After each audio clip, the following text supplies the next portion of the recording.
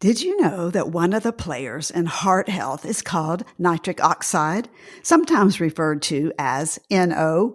The NO level tends to increase after weight loss surgery. Did you notice I said increases? You might be thinking, ooh, is that a bad thing as when your cholesterol number goes up? Actually, it's the opposite.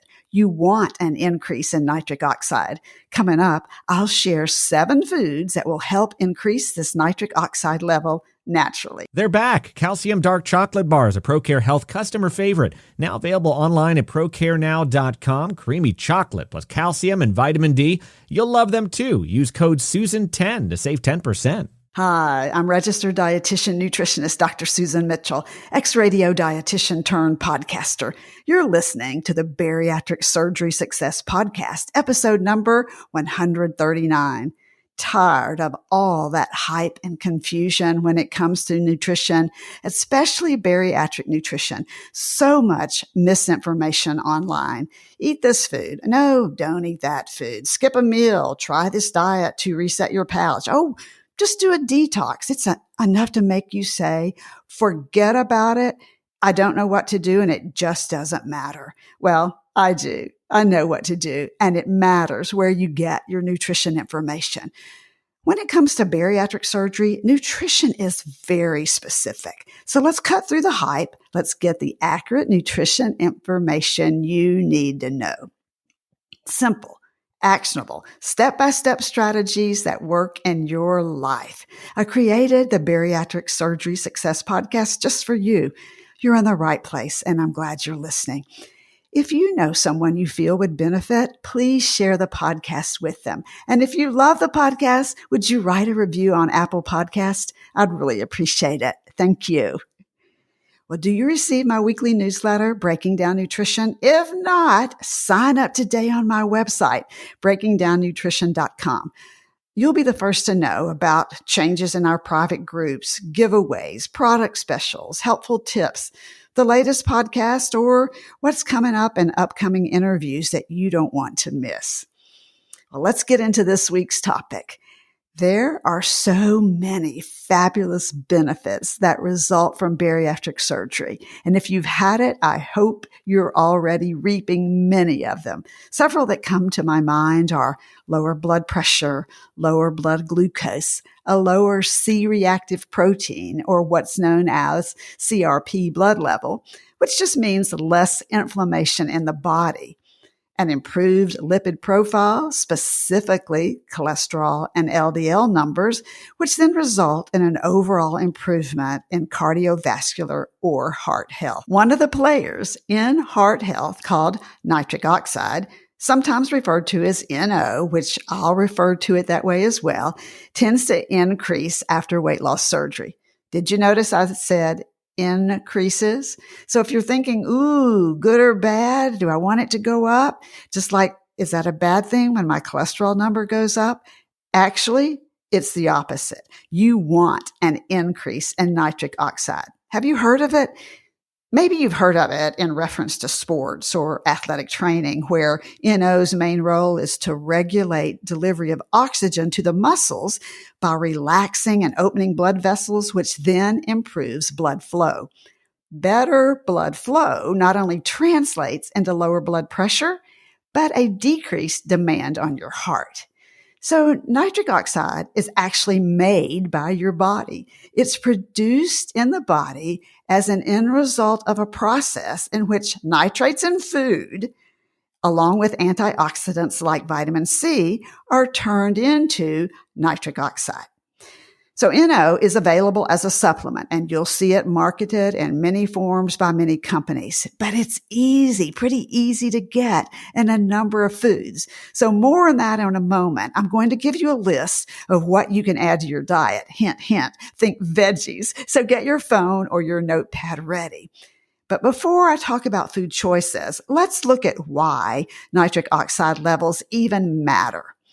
Because it's involved in many functions in the body, such as helping immune system cells communicate with each other and react to some foreign substance. NO levels are tied to exercise and muscle performance, as we just mentioned. But today, I'm interested in heart health after bariatric surgery and nitric oxide's effect on the cardiovascular system to help dilate and constrict your blood vessels, which can then improve blood pressure, plus NO's ability to reduce inflammation and improve your lipid profile. The result, improved heart health. We'll be back in just a moment, and I'll share 7 natural nitrate foods to add to your meals in coming weeks. Bariatric Surgery Success is thrilled to partner with New Hope Girls, Women Empowering Women. They offer a discount to our community. Code TRANSFORM to save 15% and celebrate our shared commitment to transformation. Shop their beautiful bags at newhopegirls.com. Let's take a look at 7 natural nitrate-containing foods to add to your meals this week or in the coming weeks and months. Number 1, citrus fruit. So I want you to think oranges, grapefruits, tangerine, limes, lemons, all as helpers that assist your body. Their vitamin C content helps the body convert nitrates in food to nitric oxide and then absorb and use this nitric oxide it just helped produce. Garlic. Similar to citrus fruit, garlic can benefit the body's manufacturing process that produces NO from the nitrates in food. So as long as you eat foods containing nitrates, garlic, and vitamin C rich foods such as citrus, they can all do their jobs to help you produce NO. Number 3, coleslaw. And actually, we're talking 2 veggies here, carrots and cabbage, often used in coleslaw. Both contain nitrates. So carrots and cabbage are terrific sources of nitrates that you can eat individually. So you can just snack on carrots. You might steam yourself some cabbage or just mix up some coleslaw and get, the benefits of both of those veggies, which contain nitrates. Now, you're probably thinking, how much do I need to eat? Because I'm always asked that, right? You want a specific answer. But I don't have specific answers, and this is why. The amount of nitrates varies in food, so the various foods, but also in an individual food. So, for example, the amount of nitrates in carrots may vary depending on where the carrots are grown, the soil, etc. And so that's why it's so difficult to say a half a cup of carrots will include this much.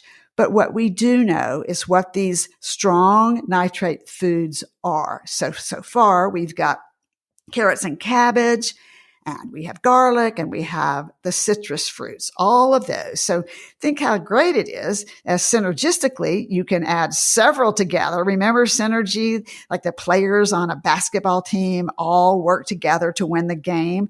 The more of these high nitrate foods you add, the better the benefit that you're going to get. Number 4, spinach.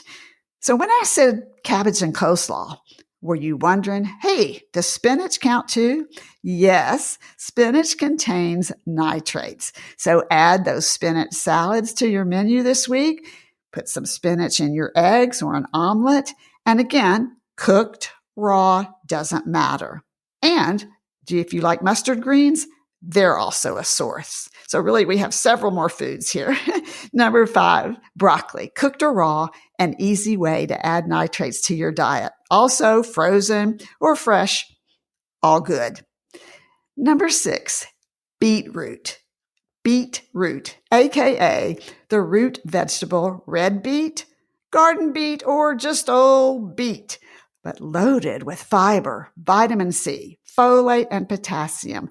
Beets and beet supplements are popular in exercise and performance because of their high nitrate content. So roast some today for a wonderful caramelized flavor if you're thinking, I am not a big beet fan. Okay, so I admit it. I wasn't a fan either until my friend and dietitian, Regina Rigoni, showed me how to deliciously roast them. In fact, we have a recipe for rush hour ready beets on the website, and I'll put the link in the show notes. This is a great way to get started if you're thinking, okay, not a big beet fan. And number 7, dark chocolate, saving the best for last, you might be saying. This one makes me very happy as I love dark chocolate.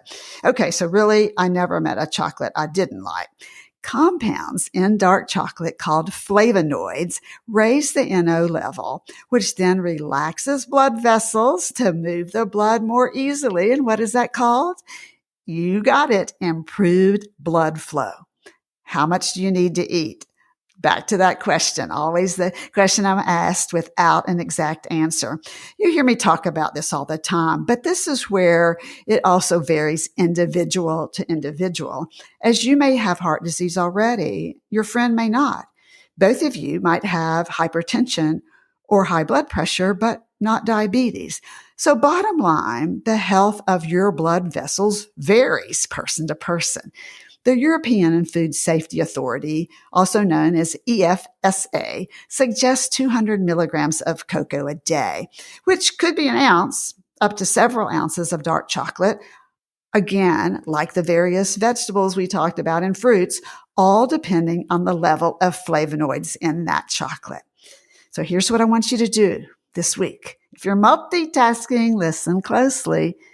Do you need to improve your heart health? Lower your lipid levels and blood pressure? Are you concerned about inflammation in your body? Start today. Decide which of these foods rich in nitrates you want to add to your diet and work them in your menus for the week. It's never too late to start. You are worth it. Bariatric Surgery Success with dietitian Dr. Susan Mitchell is produced and owned by Practicalories, LLC. All rights reserved. Remember, the content provided on this podcast is for information purposes only and doesn't create a patient-provider relationship. It's intended to provide reference material and is not designed to provide medical advice. Please consult your healthcare provider regarding any medical issues you have relating to symptoms, conditions, diseases, diagnosis, treatments, and side effects. Podcast guests express their own opinions, experience, and conclusions which do not necessarily reflect or agree with the host, Dr. Susan Mitchell or Practicalories, LLC.